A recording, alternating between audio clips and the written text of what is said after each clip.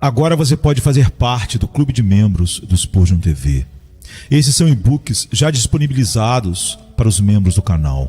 Todos os dias, novos e-books são adicionados junto com outros benefícios que só os membros têm. Sendo um membro, você passa a ajudar no crescimento desse ministério, tanto na quantidade do que podemos publicar, como na qualidade do material.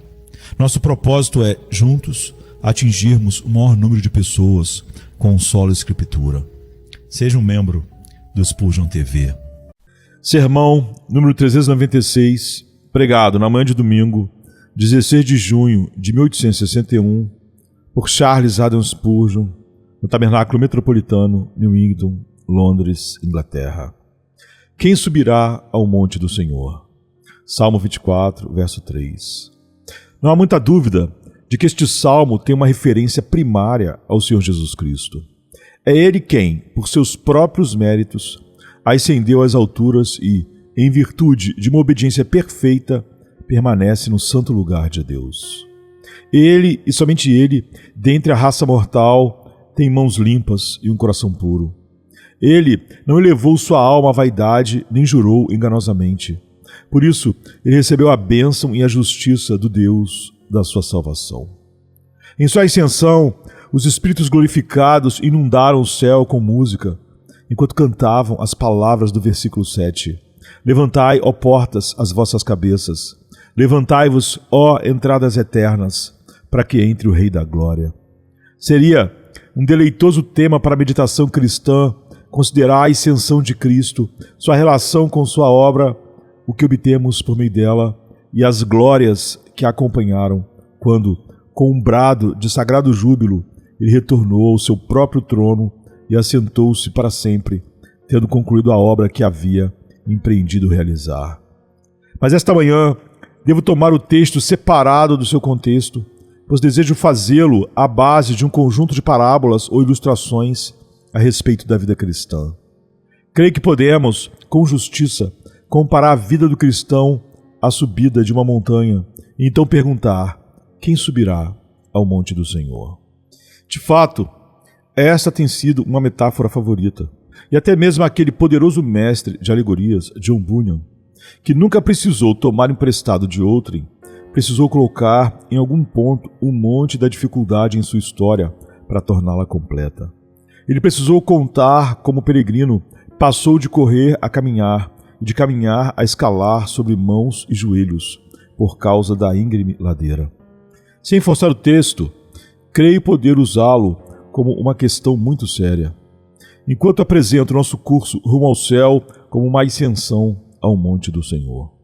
Contemplar então, diante de vós, crente, um monte de Deus.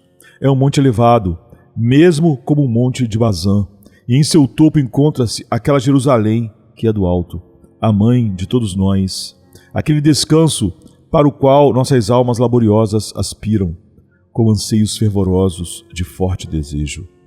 Este monte do qual falamos não é o Sinai, mas o monte escolhido, onde está reunida a gloriosa companhia de anjos, os espíritos dos justos aperfeiçoados, a igreja dos primogênitos, cujos nomes estão escritos nos céus.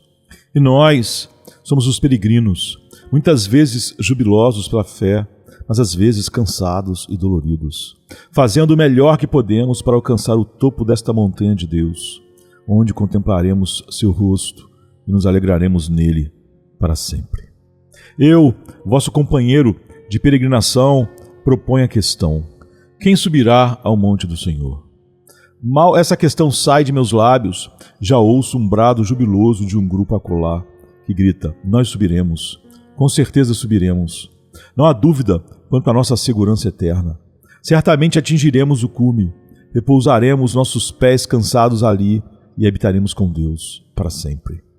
Ora, a confiança é boa se for de fato bem fundamentada, mas se for presunção, nada pode ser pior. Vejamos então aqueles que têm tanta certeza de que hão de subir ao monte do Senhor. Primeiro, noto que alguns que assim falam são iniciantes na fé. Ainda não percorreram a parte mais áspera da montanha. Só dançaram até agora sobre as suaves colinas verdes na base do monte. Não é de admirar que seus músculos, não testados, achem o trabalho fácil ao subir um caminho suave. Seus membros são flexíveis, seus músculos fortes e o tutano de seus ossos ainda não se secou. Eles riem da dificuldade e desprezam o perigo. Dizem, quaisquer que sejam os perigos, poderemos enfrentá-los, e por mais severo que seja o esforço, seremos suficientes para superá-lo. Jovem, mas seja admoestado. Se falas assim em tua própria força, logo a encontrarás falha.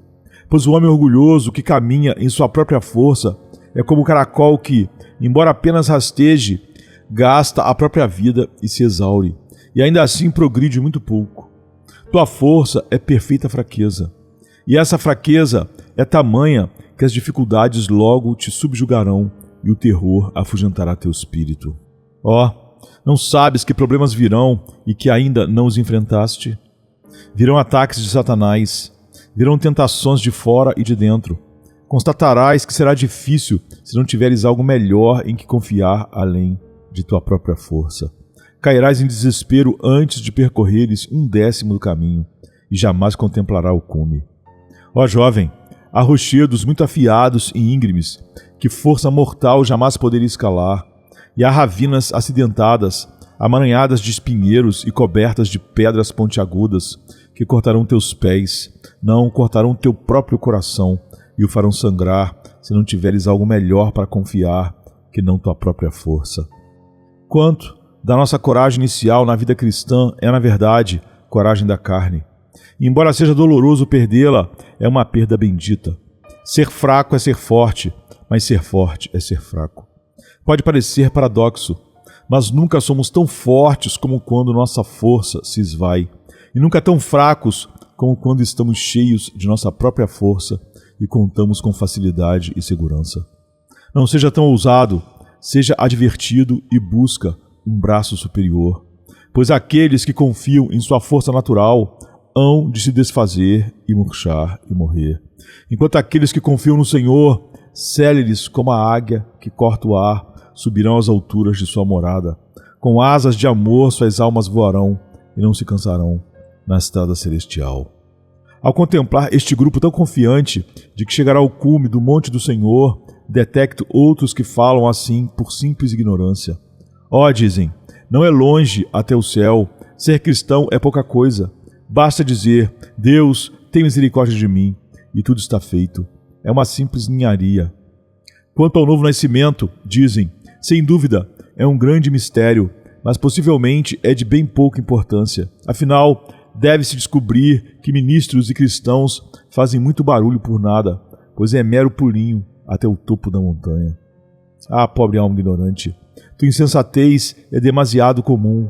Para o viajante inexperiente, nada é mais enganoso do que um alto pico alpino. Dizes, em meia hora alcançarei o cume, e descobres que é a jornada de um dia inteiro, pois suas trilhas tortuosas, encostas rochosas e aclives vertiginosos não se contam à distância. Assim é com a vida espiritual. Os homens acham que é simples e fácil, mas quando começam a subir, descobrem que chegar às alturas da glória é tarefa rigorosa. O jovem soldado veste a armadura e diz, um só ímpeto e vencerei a batalha. Mas quando sua bandeira está em farrapos e sua armadura amassada e golpeada pelos pesados golpes do adversário, descobre algo bem diferente. Suplico-te, calcula o custo. Tu que dizes que pode subir ao monte do Senhor, digo-te, Senhor, que é a tarefa tão árdua que o justo é salvo com dificuldade, e onde aparecerão o ímpio e o pecador. É com dentes cerrados e muitas vezes, como que pelo fogo, que muitos dos que são salvos entram no repouso eterno. Não direi apenas que é difícil, direi que é impossível. É tão fácil um camelo passar pelo fundo de uma agulha, quanto qualquer homem entrar no reino dos céus se confiar, em qualquer grau, em sua própria força, ou pensar que a passagem até lá é fácil e não precisa de ajuda. Ser persuadido, homem ignorante, de que o monte de Deus é mais alto do que imagina. Aquela não é a verdadeira linha do cume que vês. O topo da montanha está muito além da tua vista. É mais elevado que teu entendimento, mais alto que tuas concepções rasteiras. A asa da águia não o alcançou, nem seu olho o contemplou. Somente ao espiritual é manifestado, e estes sabem que é mais alto que as nuvens. Não sejas tão ignorantemente corajoso, mas aprende o caminho dos lábios de Jesus, e então pede a Ele que te ajude a segui-lo. Mas entre este mesmo grupo presunçoso, percebo outros que dizem: subiremos ao monte do Senhor, pois em seus corações imaginam ter encontrado um caminho suave e coberto de relva, pelo qual evitarão toda a aspereza da estrada. Algum novo profeta lhes pregou uma nova salvação.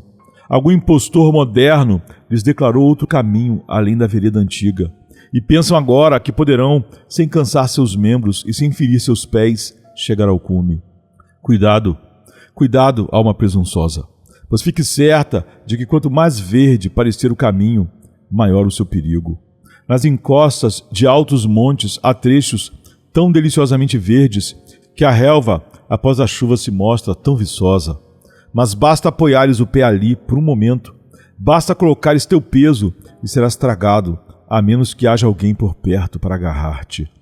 Aquele manto verde cobre um pântano trêmulo, aquele tapete aveludado é apenas o cobertor mortífero de um fundo charco sem fundo.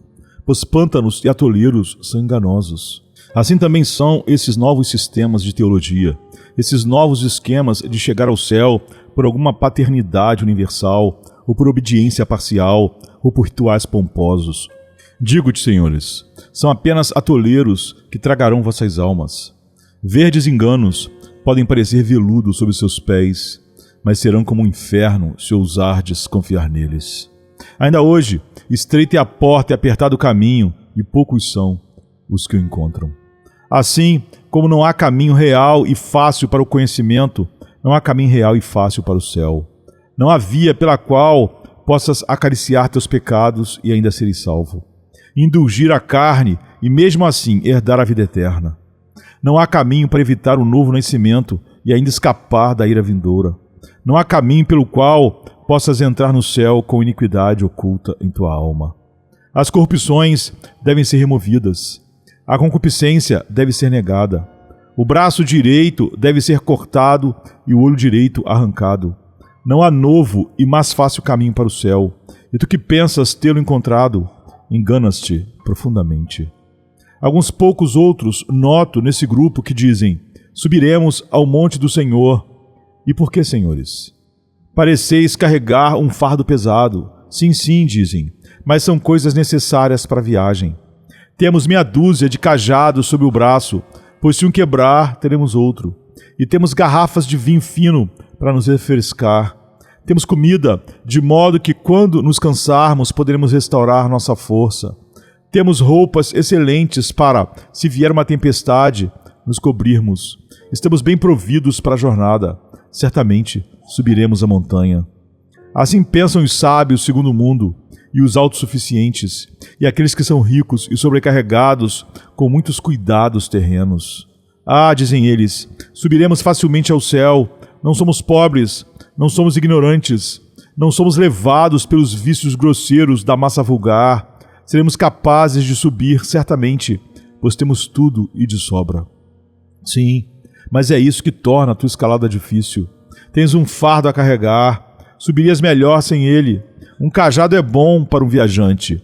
Deves buscar um meio de sustento, mas um feixe de cajados deve ser pesado, e as riquezas multiplicadas tornam árdua a escalada na vereda estreita da vida, pois trazem muitas preocupações e tristezas, e assim fazem teus pés escorregarem onde poderiam firmar-se.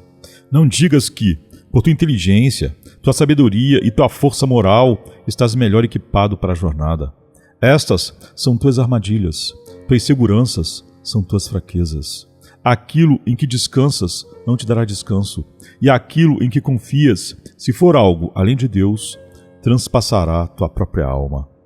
Ó senhores, se podeis dizer, subirei ao monte de Deus, se com a mão sobre o coração podeis apelar ao céu e dizer, a base de minha confiança não está em mim, mas na promessa, não na carne, mas no Espírito, não no homem, mas em Deus, não no que sou, mas no que Deus prometeu fazer por mim, então sede tão confiantes quanto quiserdes. Então não deixes que gaguejamentos impeçam vosso regozijo. pois a alegria do Senhor é a vossa força. Mas se essa confiança surge de qualquer coisa além de uma fé firme, fixa, simples, sem mistura, em Cristo, suplico-vos que a abandoneis, porque é um laço mortal e certamente destruirá vossa alma. Assim, nos detivemos para ouvir o grupo que tem tanta certeza de que subirá ao monte do Senhor, mas escutai, consigo ouvir gemidos, soluços e lamentos. Olho em volta e com certeza meus olhos se alegram em ver estes que parecem tão tristes. Por que lamentais, irmãos?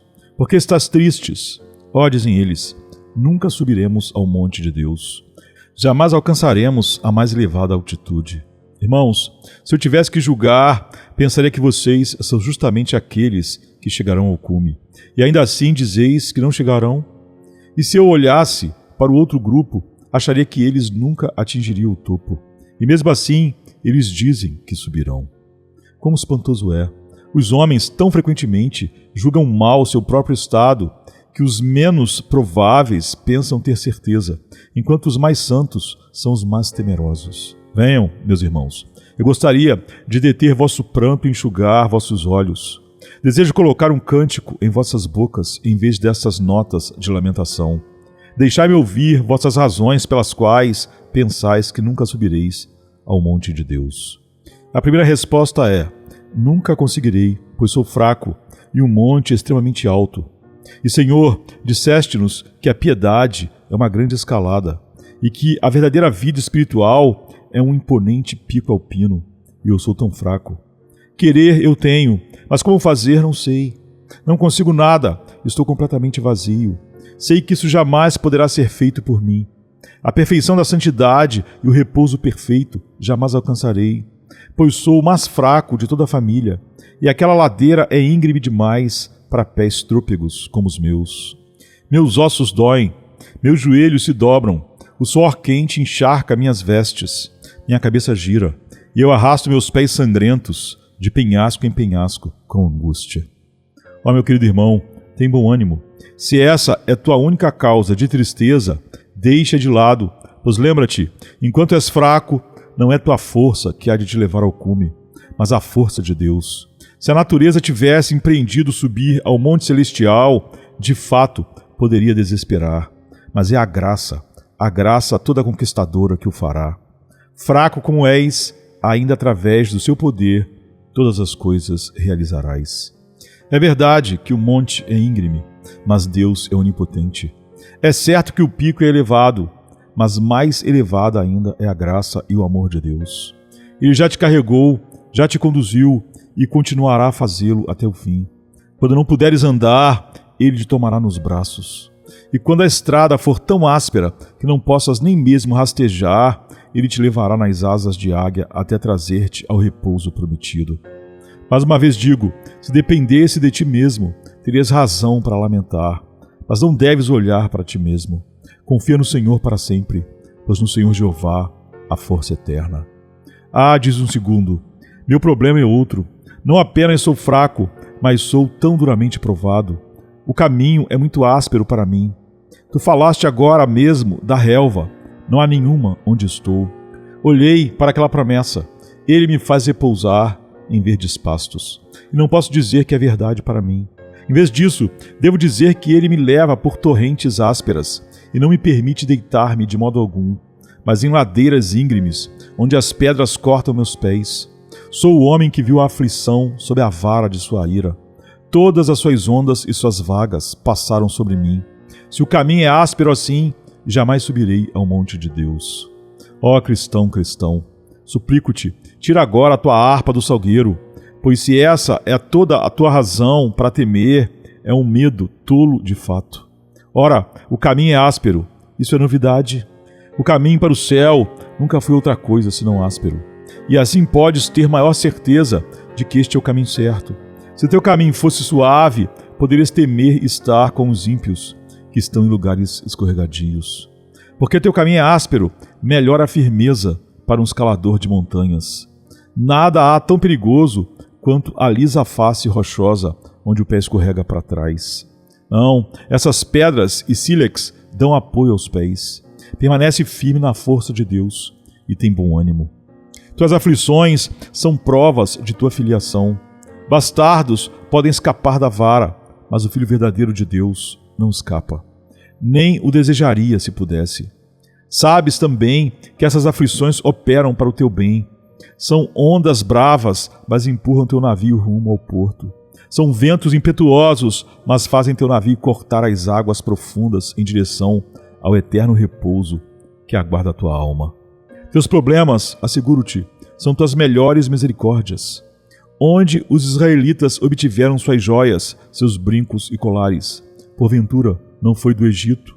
Assim também tu, embora tenhas estado entre as panelas, serás ainda como a pomba cujas asas estão cobertas de prata e suas penas de ouro reluzente. Não permitas que a aspereza do caminho te desanime. É a melhor prova de que estás no caminho certo para o céu. Ora, ainda terás uma aprovação pior, talvez. É uma pobre consolação, dizes. Mas então, guarda tuas lágrimas até chegares lá. Para que lamentar agora? Se isso é pobre consolo, ainda assim acho que é puro bom senso. Logo chegarás a lugares onde terás que engatinhar sobre mãos e joelhos.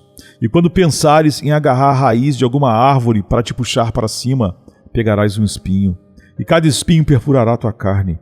Mas mesmo então, esses espinhos serão lancetas celestiais a retirar teu sangue ruim. E a parte mais íngreme da estrada será o caminho mais rápido para o céu.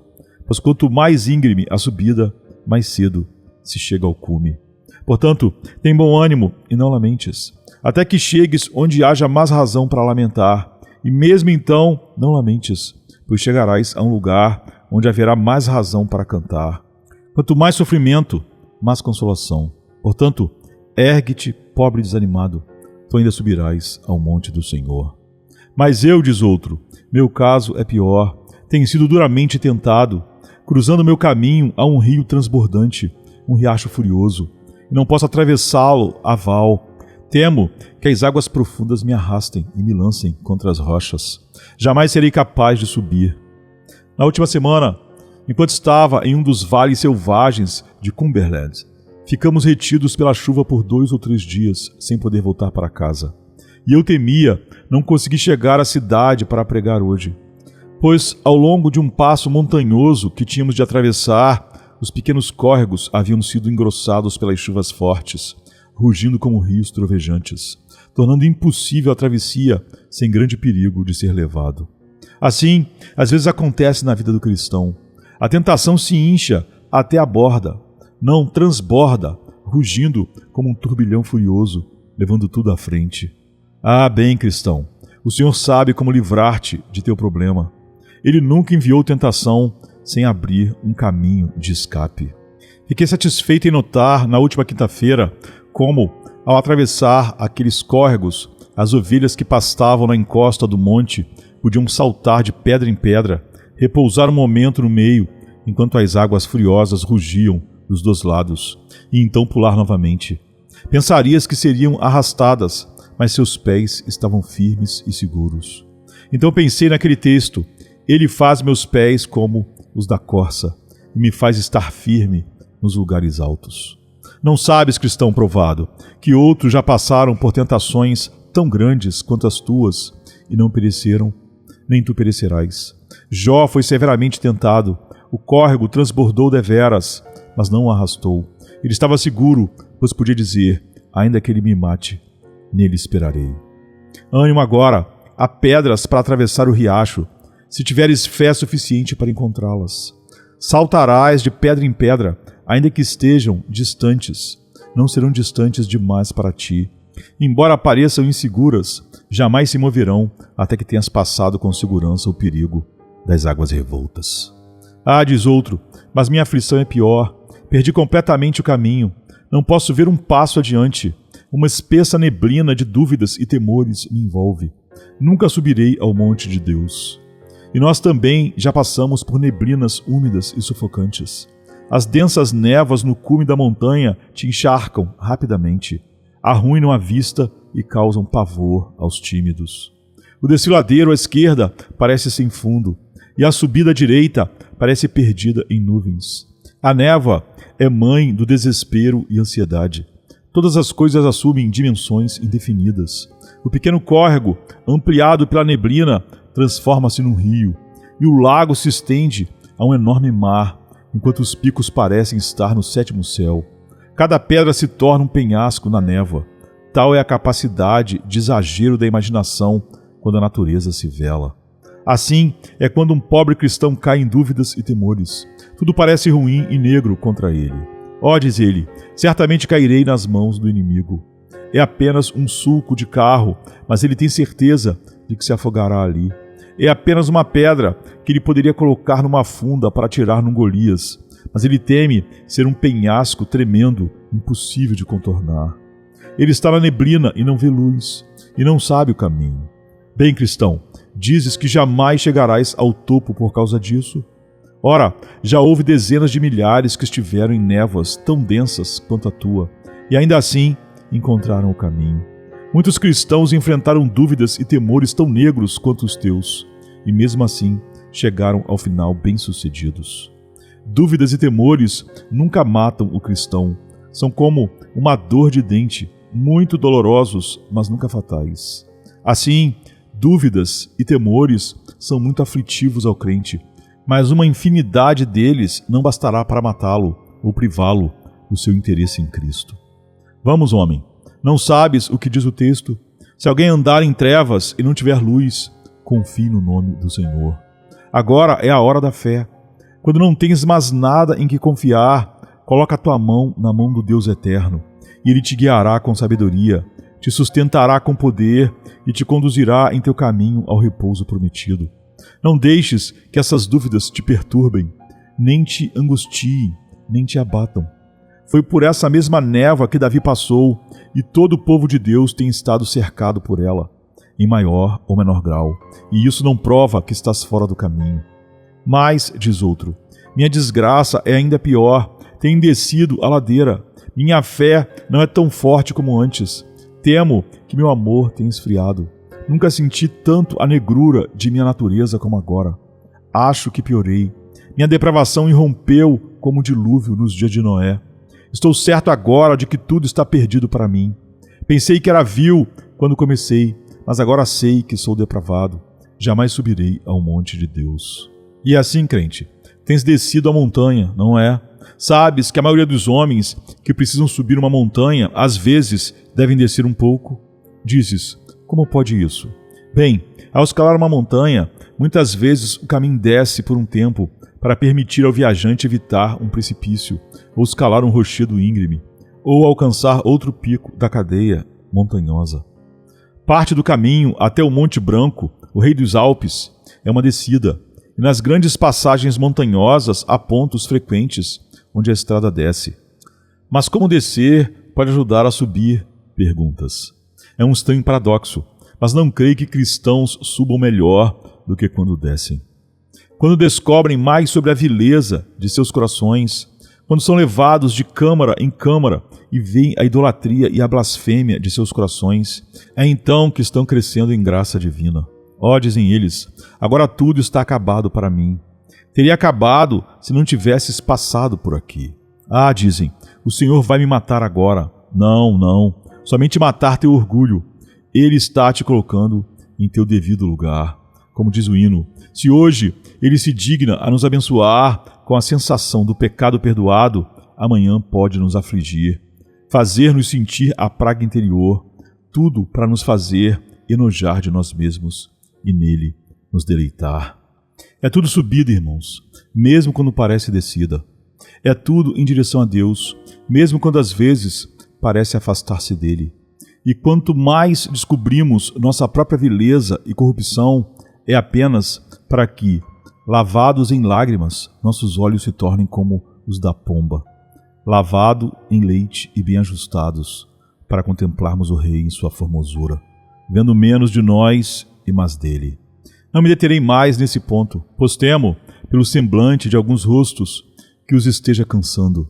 E ainda assim, não sei por que deveria, pois certamente esta é uma questão importante a cada um de nós e procuro apresentá-la de maneira mais apropriada possível. Ouço ainda outro gemido. Ah, diz alguém, nunca subirei ao monte de Deus. Por quê? Ó, diz ele, porque embora tenha subido um pouco, sinto-me em tal perigo. Irmãos, vocês sabem que quando o cristão olha para baixo é de dar vertigem.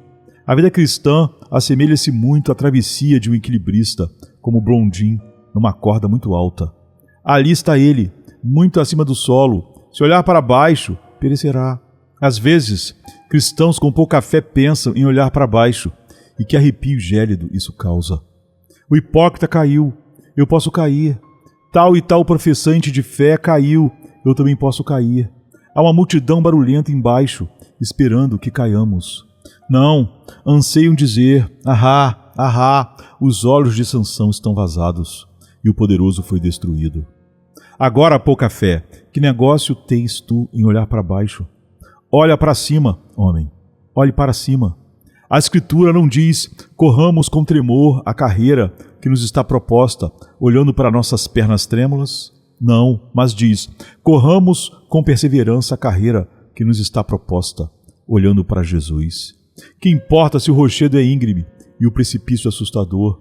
Isso não tem nada a ver contigo.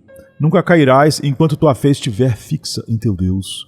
Que importa se a boca da morte se escancara e seus dentes são afiados como facas? O que é isso para ti? Porque Cristo vive, tu também viverás. Que importa se o fogo do inferno é ardente e as chamas de Tofete ferventes? Que é isso para ti? Não há condenação para quem está em Cristo Jesus, que não anda segundo a carne, mas segundo o Espírito. Ergue-te, cristão. Olha para cima, como o pobre marujo que sobe o mastro vacilante, não ousa olhar para baixo no profundo abismo, mas para cima, para o calmo céu azul, onde o sol brilha sem nuvens. Assim deves olhar para cima, para o Pai das luzes, em quem não há mudança, nem sombra de variação. Ou, se estiver escuro para ti, olha para a estrela de Belém, que ainda brilha calma e amorosamente sobre tua cabeça. Ela te ordena silenciosamente que olhes para ela e fique seguro. Olha para cima, pobre e pouca fé, e tu, muito temeroso, porque subireis ao monte do Senhor. Exigirei vossa atenção por mais alguns momentos para agora, em terceiro lugar, tendo ouvido aqueles que disseram poder subir e aqueles que disseram não poder, vos apresentar o homem que é capaz de subir ao monte do Senhor. Creio que o vejo, ele nada tem em si mesmo, mas tem tudo em seu Deus. Observemos da sola dos pés ao topo da cabeça. Primeiro, notai que calçou sapatos de ferro e bronze. Seus pés estão calçados com a preparação do Evangelho da Paz. Precisareis desses sapatos, ó peregrino do céu. Quando o Senhor disse que te daria sapatos de ferro, pensaste que seriam pesados demais, mas descobrirás que tens que pisar em pedras duras como ferro. Quando ele disse que te daria sapatos de bronze, achaste que seriam muito fortes. Descobrirás que o caminho é longo e o aclive é íngreme, e qualquer material menos resistente se gastaria. Jovem cristão, já calçaste teus pés? Não serves para escalada se não o fizeste. A menos que tenha paz com Deus por meio de Jesus Cristo, nosso Senhor, que é a preparação do Evangelho da Paz, jamais subirás ao monte do Senhor. Mas observa que o peregrino está cingido nos lombos para manter suas vestes longe de tropeços. Está cingido com o cinto da verdade e da sinceridade. Tu também, meu ouvinte, deves ser sincero em tua profissão. Teu coração deve estar reto diante de Deus, ou subir será fatal para ti, pois subirás presunçosamente e tua queda será terrível. Observo que o peregrino tem em sua mão um forte cajado. Foi cortado da árvore da vida. Chama-se cajado da promessa. E ele sabe como fincá-lo firmemente no chão para se erguer, ou para impedir-se de cair ou descer um precipício, não deixando que seu pé escorregue. Ele tem o cajado da promessa. Cuida de obter um. Obtém uma promessa a cada dia. Não te contentes em orar sem reivindicar a promessa de Deus, ou serás como alguém que vai ao banco sem um cheque. Deves levar a promessa quando vais a Deus, e receberás aquilo que a promessa garante. Não subas a montanha, peregrino, sem este cajado. Se é avisado mais uma vez, se esse peregrino há de alcançar o cume, seus sapatos de ferro e bronze não serão suficientes. Seu cinto não será suficiente. Seu cajado não será suficiente. Ele precisará de um guia. Aquele que viajar sem guia perderá o caminho nesta escalada ao monte de Deus. Lembra-me a antiga história do homem que disse ao seu advogado, quando ia ser julgado: serei enforcado se não fizer minha própria defesa. Serás enforcado se a fizeres, disse o advogado. Assim, há homens que dizem que tentarão por si mesmos, serão seu próprio guia, encontrarão seu próprio caminho, sim, mas se perderão se tentarem. Se entregarem suas almas aos seus próprios cuidados e confiarem em sua própria sabedoria, descobrirão que sua sabedoria é loucura completa. Cristão, confia no teu guia, teu consolador, o Espírito Santo. Não avances um passo sem suas advertências e impulsos. Espera nele, tem bom ânimo, dizendo: esperarei com paciência no Senhor, pois ele certamente me guiará na vereda da paz. Mas mesmo com guia, o homem não chegará ao cume, a menos que conheça o caminho. E qual é o caminho? Sabes tão bem quanto eu. O caminho para o monte de Deus é o próprio Cristo. Eu sou, diz ele, o caminho. Começamos em Cristo, devemos prosseguir com Cristo, devemos terminar com Cristo. Como pecadores culpados, vimos a Cristo para perdão. Como pecadores necessitados, devemos ir a Ele para receber de sua plenitude dia a dia. E por fim, quando com jubiloso salto alcançarmos o cume florido e estivermos seguros, este último salto ainda deve ser dado no único caminho marcado pelo sangue, no lado aberto, nas mãos e nos pés feridos de Cristo. Não há outro caminho para o cume do monte de Deus. Não há, e quem pensar que pode haver, agora se engana, e no fim será fatalmente iludido. Você sabe então, peregrino, e com teus sapatos calçados, teu cajado na mão, teu cinto nos lombos, teu guia ao lado e o bondoso Senhor à frente, escala com paciência o monte de Deus. Mas cuida de deixar de lado todo o peso e o pecado que tão facilmente te envolve, ou o caminho será doloroso para ti e o teu fim não será como desejas. Chego por fim para completar o quadro, para finalizar a alegoria e estimular o esforço de cada escalador desta montanha celestial, descrevendo o que será visto e desfrutado no cume.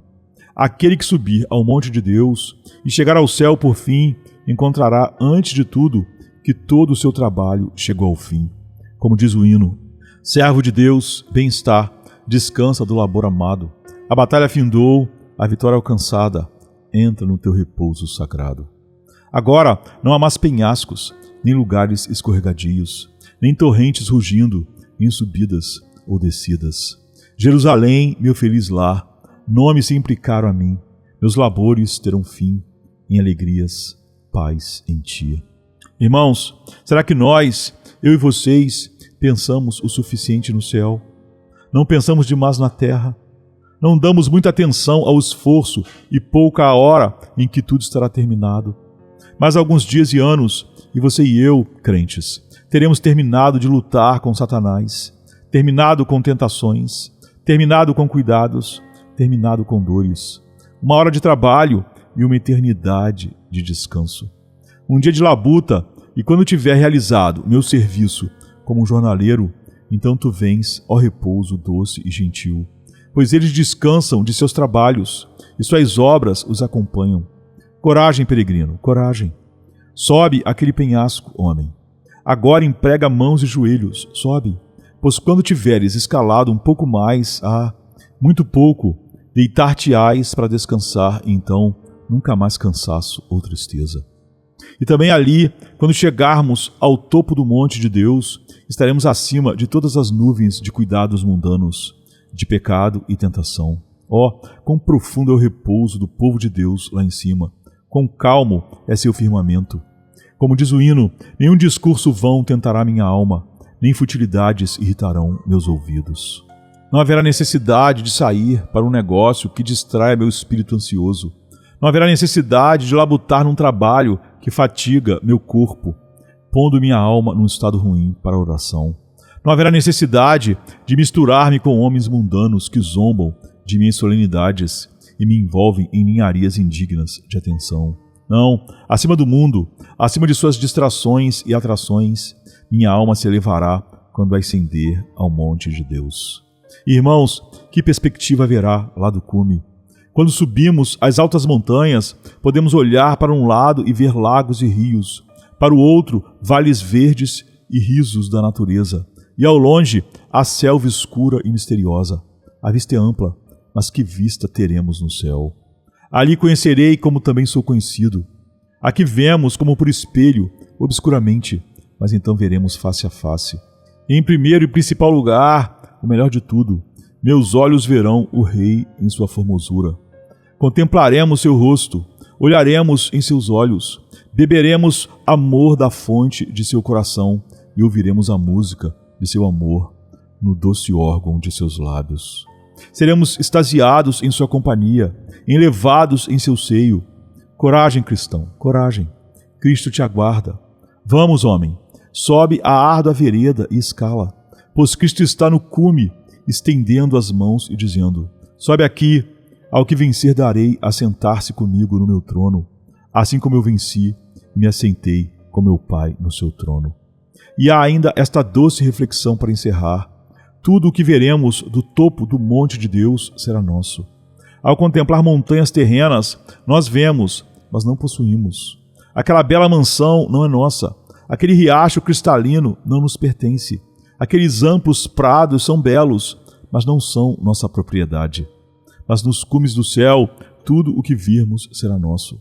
Possuiremos as ruas de ouro, as harpas da harmonia, as palmas da vitória, os brados dos anjos, os cânticos dos querubins, a alegria da Trindade divina e o cântico de Deus ao descansar em seu amor e exultar sobre nós com cânticos. Não, o próprio Deus, o eterno, será nosso, e nosso para sempre e sempre. Que melhor encorajamento posso dar a vocês, pobres cristãos cansados, exaustos, fatigados, quase desesperados? Tomai ânimo. Os últimos 6 dias os cansaram muito. Deixai agora de lado vossas provações. Tivestes suficiente para vos abater, mas não é a reflexão deste dia suficiente para vos elevar. Lembrai-vos de que o cume compensará pelo esforço da escalada. Embora o caminho seja árduo, é muito curto, e o descanso compensará tudo. Homem, os homens sofrem mais para enriquecer-se do que tu sofres para ser achado em Cristo. Avante, avante, permaneça firme no Senhor, meus amados, e tendo feito tudo, permanecei firmes. Quem dera que alguns aqui, que nunca tentaram subir essas montanhas, se lembrassem de que se não a escalarem agora, terão de descer para sempre. Se agora não voltarem seus rostos para a íngreme ascensão e subirem como homens, então cairão eternamente. Meu Deus, que queda! Em que lugares escorregadios eles estão? Eu os vejo vacilar agora. Que baque terrível! Caem através da escuridão, da mais negra escuridão, negra como a morte e o inferno. Caem, pois o poço é sem fundo. Nenhum repouso jamais alcançarão. Em queda eterna, do inferno à profundidade mais infernal, da eternidade de dor a dores triplicadas, multiplicadas 7 vezes. Que Deus conceda que nós, tendo fé em Cristo, trilhemos a vereda marcada pelo sangue e entremos no repouso que resta para o povo de Deus. Amém. Sexta-feira chega trazendo a noite em seu manto. Jesus em súplicas, enquanto Pedro sucumbe ao encanto do sono. Judas, com seu beijo, selou o destino. Traição que esboça o pranto. No silêncio da noite, a esperança parece se esconder, mas o eco do domingo aos poucos começa a nascer. Pilatos em sua indecisão, o sinédrio em conspiração, a turba em escárnio desconhece a ressurreição. Discípulos fugitivos, corações partidos, Maria em lágrimas, Pedro nega, o galo canta anunciando amanhã que tarda. É sexta-feira, clama a criação, mas o domingo se anuncia.